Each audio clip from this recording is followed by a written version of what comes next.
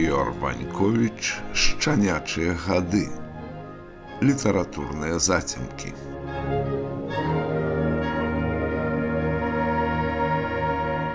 Літаратуразнаўца Язэп Янушкевіч, закляймёны ўладамі ў Беларусі як экстрэміст, апынуўся ў выгнанні і, нарэшце, знайшоў час давяршыць калісьці пачаты ім пераклад з польскай на беларускую мову кніжкі Мельхіёра Ваньковіча «Шчанячыя гады». У апошнім сказе анатацыі Янушкевіч зрабіў выснову, цытую: «Успамінамі Мельхіёра Ваньковіча калісьці натхняўся Уладзімір Караткевіч, так што задоўга да перакладу «Шчанячыя гады» сталі з'явай беларускай літаратуры». Канец цытаты. З'ява адметная тым, што Ваньковіч, прадстаўнік заможнага шляхоцкага роду, апісвае сваё дзяцінства. Гэта пачатак 20-го стагоддзя. Перад намі паўстае карціна маленства і юнацтва паніча у тагачасным панацэнтрычным свеце. Пры тым, што беларуская літаратура ад Багушевіча, Купалы і ледзьве не да нашых дзён уяўляла сябе збольшага сялянскай. Вобраз пана падаваўся як вобраз ворага, прыгнятальніка, самадура. Творы, у якіх пан быў неўтральным персанажам, кшталту дзвюх душаў Максіма Гарэцкага, доўгія гады былі пад забаронай. Генеральна пан быў сацыяльна і клясава чужым элементам, які падлягаў знішчэнню, што з ім урэшце і адбылося. Ваньковіч апісвае апошнія часы, калі пан быў у цэнтры карціны свету ў беларускіх Калюжычах, тады ігуменскага павету, а сёння Бярэзінскага раёну. Цытую: «Калі мяне, 8гадовага, упершыню прывезлі з Наватрэбаў у Калюжычы, дык вывелі да Міхея і грамадкі леснікоў. Адбыўся акт прывітання з цалаваннем рукі, рытуальнымі захапленнямі, якія падобны да нябожчыка пана, выказваннем задавальнення, што наш паніч прыехаў у свой маёнтак. Цяпер, калі прыгадваю гэтыя абрады з адлегласці прамінулых гадоў і рэвалюцыі, я ведаю, што тыя людзі, якіх цяпер, магчыма, мучаць у калхозах, былі шчырыя.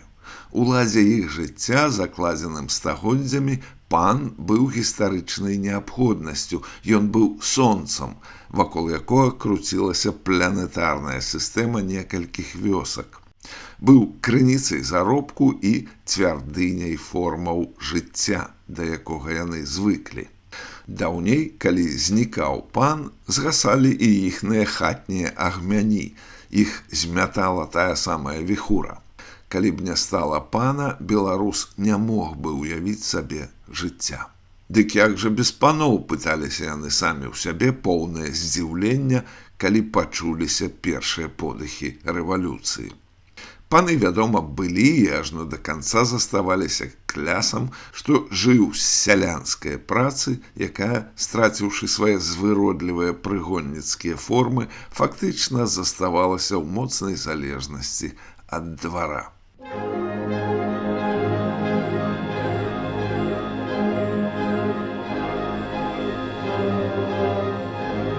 Мельхіёр Ваньковіч «Шчанячыя гады». Літаратурныя зацемкі.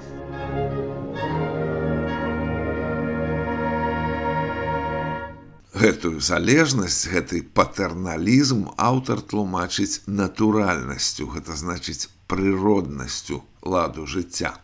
Маўляў, мы ж пакутаем ад спёкі, дажджоў і маразоў, а ўсё ж любім лета, восень і зіму. Бо інакш і быць не можа, бо гэта частка нашага жыцця». Канец цытаты. У краінах, што паўсталі на тэрыторыі колішняй Рэчы Паспалітай, пан трансфармаваўся па-рознаму. У Польшчы і Літве ён застаўся ў мове ветлівым зваротам да кожнага чалавека. У Беларусі ён яшчэ і сёння фігуруе як гістарычнае словазлучэнне «польскія паны», як азначэнне агрэсіўных прыгнятальнікаў сялянскага беларускага народу. Пры тым, што польскія тут значыць не столькі пальшчызну, колькі свядомую антырасейскую настроенасць тых паноў з часоў анексіі Вялікага княства Літоўскага расійскай імперыяй і перманентных антырасійскіх паўстанняў 19 стагоддзя. Беларусь апынулася паміж дзвюх ідэалогіяў – польскай і расейскай, і шукала сваю.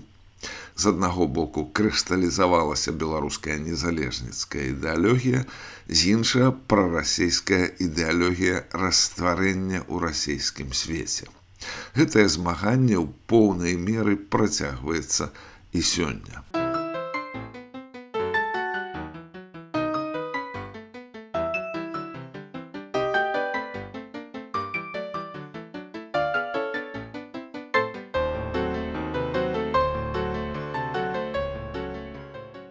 Мельхіёр Ваньковіч, які сканчае кнігу 1920 годам і словамі «А вакол дыхае Польшча», стаў урэшце польскім пісьменнікам і журналістам, але ягоную Польшчу трэба ўспрымаць не як штосьці найперш этнічнае, а як паўстанне, як працяг антырасійскіх паўстанняў 18 і 19 стагоддзяў, як выбар паміж дзвюма неспалучальнымі ідэалогіямі імперскай расейскай і незалежніцкай, польскай, літоўскай, беларускай.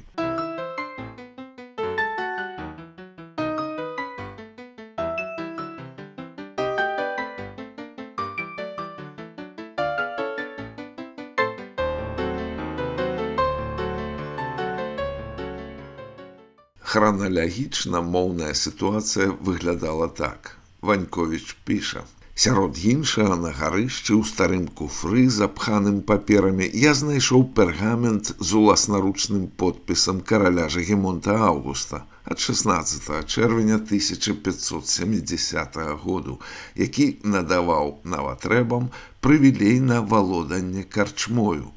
Манускрыпт напісаны па-беларуску, які пачынаўся словамі «Біў нам чалом чашнік наш».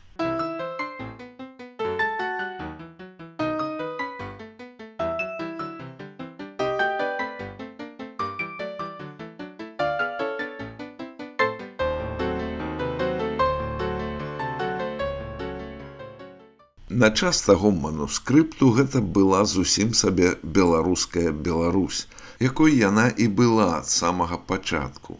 Афіцыйна гэта Вялікае княства Літоўскае, Рускае і Жамойцкае, дзе беларуская мова афіцыйная, як бы цяпер сказалі, адзіная дзяржаўная. І вось самы пачатак перамен. За год да прывілея на карчму ў 1569 адбываецца падпісанне Люблінскай вуніі Саюзу Вялікага княства і Польскага каралеўства. Утварэнне называлася Рэч Паспалітая. Гэта была па сутнасці канфедэрацыя дзвюх дзяржаваў, а не Польшча, як многія сабе ўяўляюць цяпер. Урэшце паступовая палянізацыя прывяла да ўсталявання польскай мовы ў якасці дзяржаўнай. Гэта адбылося ў 1696 годзе. Яшчэ праз 100 гадоў пасля анексіі Рэчы Паспалітай Расеяй імперыя натуральна зрабіла дзяржаўнай мовай расейскую. Польская стала апазіцыйнай мовай, а беларуская народнай і таксама апазіцыйнай, напрыклад, у Кастуся Каліноўскага. І ў такім выглядзе ўсё гэта датрывала да пачатку 20 стагоддзя, да часоў маладога Ваньковіча. А скончылася польска-савецкай вайной у 1920-м, якая завяршылася падзелам на заходнюю Беларусь у складзе Польшчы і ўсходнюю БССР. Далейшыя перамены за межамі шчанячых гадоў, таму іх я кранаць не буду.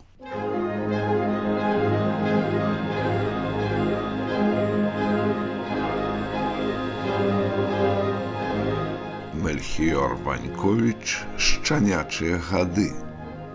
Літаратурныя зацемкі.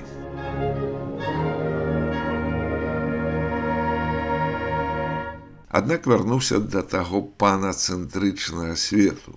Людзі, вядома ж, бываюць розныя, натуральна, розныя былі і паны. хоць нейкія статусныя рэчы ў адзенні, манерах ці адукацыі іх і адрознівалі. Ваньковіч не прамінае гэтых асаблівасцяў, цытую. Неяк майму бацьку ўдалося выпхнуць сваіх 4 суседзяў на парыжскую выставу, а сам ён паехаў на тыдзень пазней. Заспеў іх у Парыжы ў гатэлі рэзаліся ў віст. Адразу прыехаўшы са свайго ігуменскага павету, яны расклалі карты і аніводнага разу не высунуліся на выставу. Канец цытаты.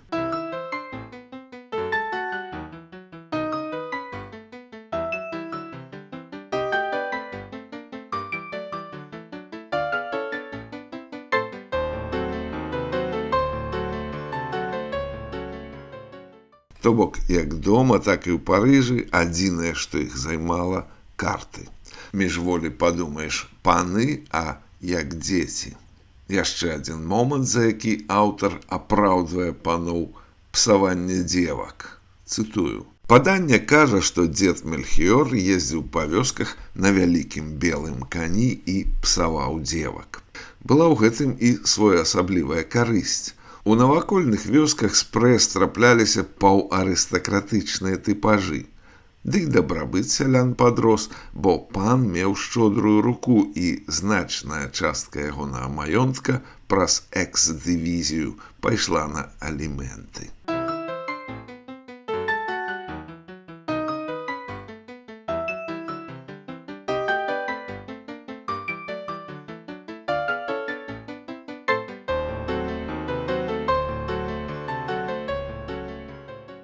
Другая важная тэма ва ўсёй гэтай знікомай натуры – маёнтак або сядзіба або двор. Беларусь тады і, бадай адвеку, была краінай сядзібаў, цэнтрам якіх быў панскі дом. Такая сабе хата на 9 ці болей фасадных вокнаў. А вакол стайні, курнікі, пякарні, словам, кангломерацыя ўсяго, што патрэбна для жыцця. У мностве пакояў самога панскага дому жылі сваякі, розныя прыжывалы, прыслуга з сялян, у вёсцы сяляне і людзі ўсіх патрэбных прафесіяў. Прыходзілі ў маёнтак і ксяндзы, цытую. Аднак памыляецца той, хто мяркуе, што мы мелі благіх святароў. Гэта былі смелыя простыя людзі, якія ахвярна выконвалі свой абавязак, абрыдлівыя сцэны скупяндзейскага дробязніцтва і эксплуатацыі, якія я потым шматкроць бачыў у Польшчы, у нас былі невядомыя. У нашым доме ксяндзоў глыбока паважалі. Старая бабуля цалавала святара ў плячо. Ксёндз заўсёды займаў пачэснае месца за сталом, перш чым сядалі старэйшыя пані.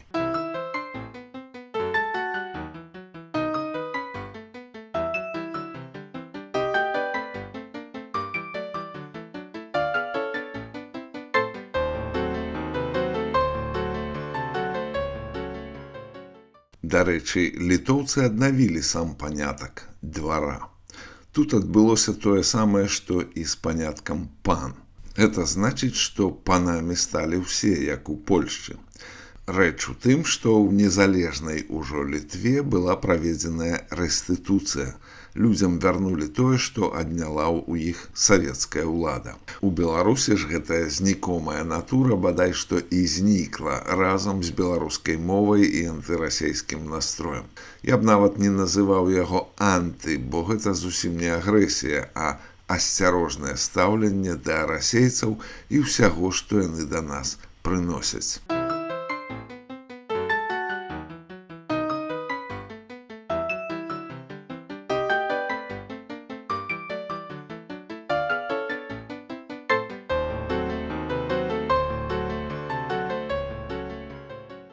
Бабуля Ваньковіча, у якой ён выхоўваўся з самага маленства ў Нятрэбах, а гэта 16 вёрстаў ад Коўна, была заўзятай паўстанкай.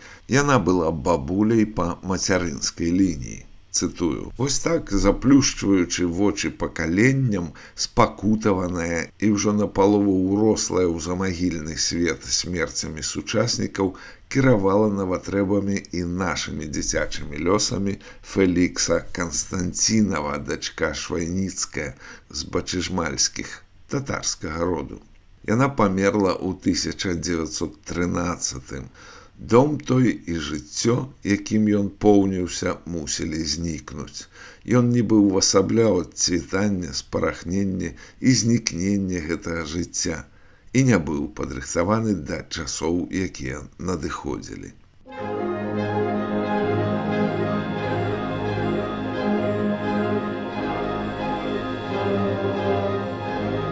Мельхіёр Ваньковіч «Шчанячыя гады». Літаратурныя зацемкі.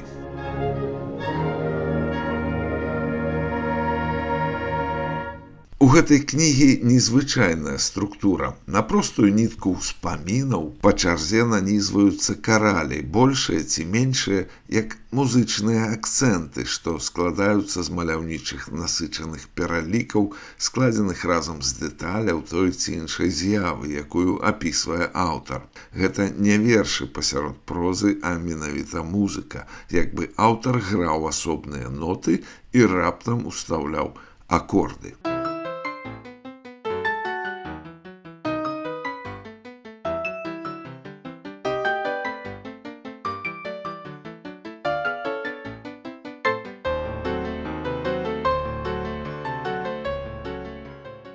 Пасля смерці бабулі Ваньковіч апынаецца ў Калюжычах. У бацькоўскіх Калюжычах, што выраслі як памежны фарпост на смаленскай дарозе, у дзвінска-дняпроўскай браме над Бярэзінай, сярод праваслаўнага люду, інакшым, больш мілітарным, больш феадальным было жыццё двара. То бок у параўнанні з бабскімі або матрыархальнымі падковінскімі наватрэбамі ва ўсходнебеларускіх Калюжычах панаваў мужчынскі дух. Цэнтральным заняткам для паніча было паляванне на ўсё, што варушыцца. Але вось як апісваецца сама сустрэча з маёнткам.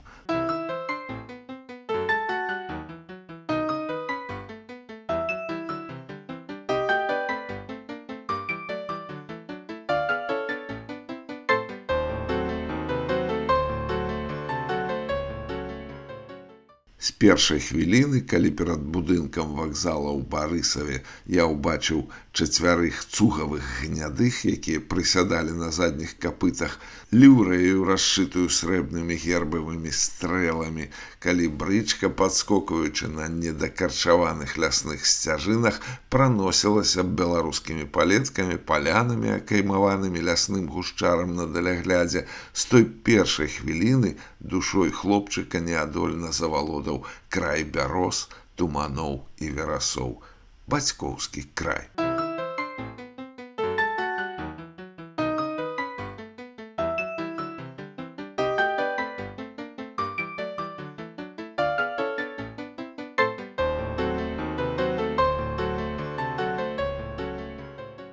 Кіраваў сядзібай старэйшы брат аўтара Толь. Сцены былі завершаныя карцінамі Чаховіча і Валянціна Ваньковіча Смуглевіча і хроснага аўтара Швайніцкага, а таксама Артура Бартальса, мужа бацькавай сястры, які пакінуў у Калюжычах поўныя шуфляды сваіх неапублікаваных твораў. Напрыклад, паэму «Пані Твардоўская» пра жыццё шляхты на Белай Русі, у тым ліку і пра яе заняпад. Цытую: «А стол ламаўся ад яды на 70 асобаў. На ім збіралася тады сямейная асобна, і 70 асобных страў за вечар падавалі. А колькі сёння? Тузін, 2, абы не галадалі».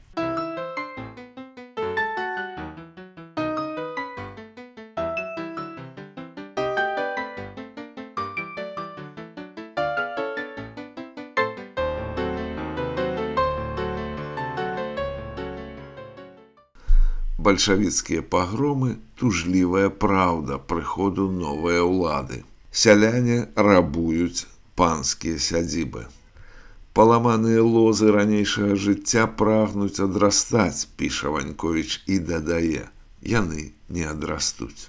Згадваюцца сведчанні з кнігі Змітра Бартосіка «Быў у пана Верабейка гаварушчы». А вось што думае пра гэта Ваньковіч, які трапляе ў свой двор пасля пагрому.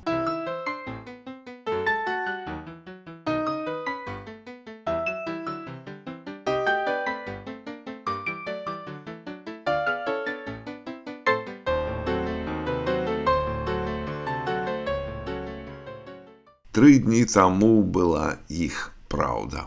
Шэрая, лапцяватая, курная і дымная.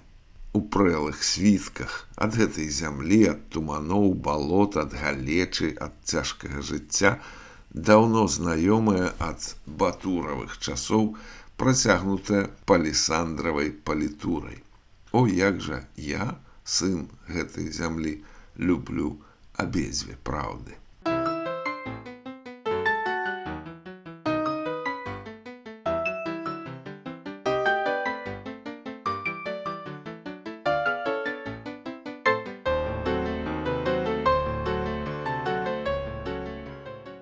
Батуравыя часы – гэта 16 стагоддзя, тое самае беларускае, пра якое я казаў, калі казаў пра мову. Часы цяжкія і пакутлівыя, але прытым залаты век, Францішак Скарына, еўрапейскае адраджэнне. Шчырае прызнанне ў любові да Беларусі ад пана, ад усіх бадай што паноў, якія ўсведамлялі сябе сынамі гэтай зямлі. Напэўна, не ў меншай ступені за сялянскую клясу. Прынамсі, умелі гэта сфармуляваць, выказаць. Больш іх тут не будзе. І панамі ў адвечным сэнсе яны не будуць бадай што ніколі. Ваньковіч падагульняе гэты вобраз пана вобразам свайго брата Толька, апошняга уладальніка Калюжычаў. Вось і ўсё пра майго Толька. Ён жыве і спрабуе быць арандатарам казённай латыфундыі на Познаншчыне, дзе бурачныя палі навяваюць невыносную нуду ў сэрцах лясных людзей.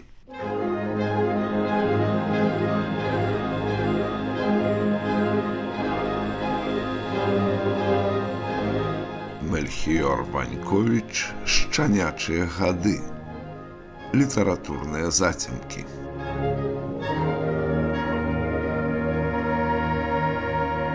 Пасля камунізму і посткамунізму быццам нічога і не засталося ад таго мройнага беларускага жыцця, якім краіна поўнілася ў 19 і ў пачатку 20 стагоддзя.